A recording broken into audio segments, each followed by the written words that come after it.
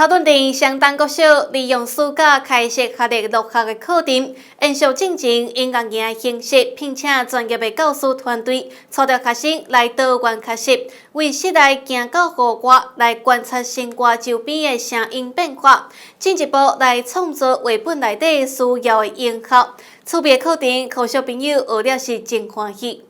好，准备，预备，开始。音乐营老师带着学生行到户外，学习模拟着各种的声音，亲像摕着压花器材，将水倒伫倒仔顶头，感情是伫落大雨，或者是一感受伫雨中来走，甚至吹出着树木跳舞的感觉，以来完成着录音制作的工作。我刚才做零星的雨水桶，然后去装水，然后用就是手把它就是把手这样握住，然后就是把它慢慢放下去，然后就很像水滴一滴一滴下来的，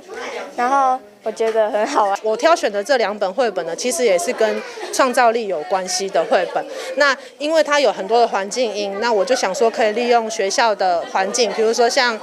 树木，像学校有很多的树木，就有一些树木跳舞的声音可以去制造。草屯镇相当国小这几年开设夏季入学，透过着音乐营的方式安排多样的课程，受到小朋友喜意。今年活动嘛将热烈，试看慢慢来制作着无同款的声音。就是让我觉得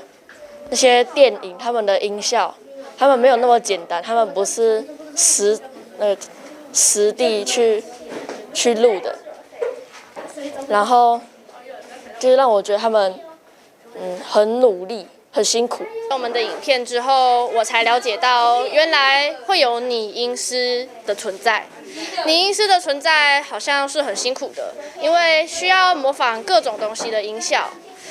还有谢谢老师带我们了解这些拟音师的工作。老师在安排课程方面也是非常多元多样哈，有包括节奏方面的，有音乐学习方面，还有相关的一个手作。工作的一个作品哈，那让我们小朋友在整个假期当中非常快乐的一个学习。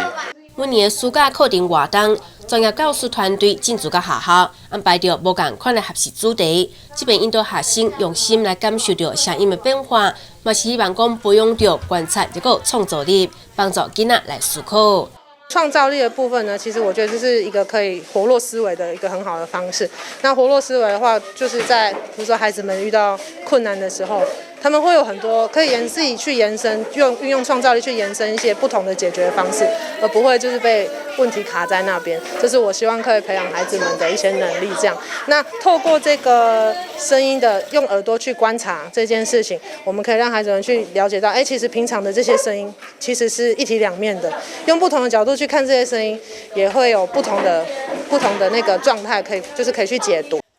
应该形式相当多元，活泼丰富的课程，带小朋友真侪休息，充实着暑假的生活。记者林新采报道。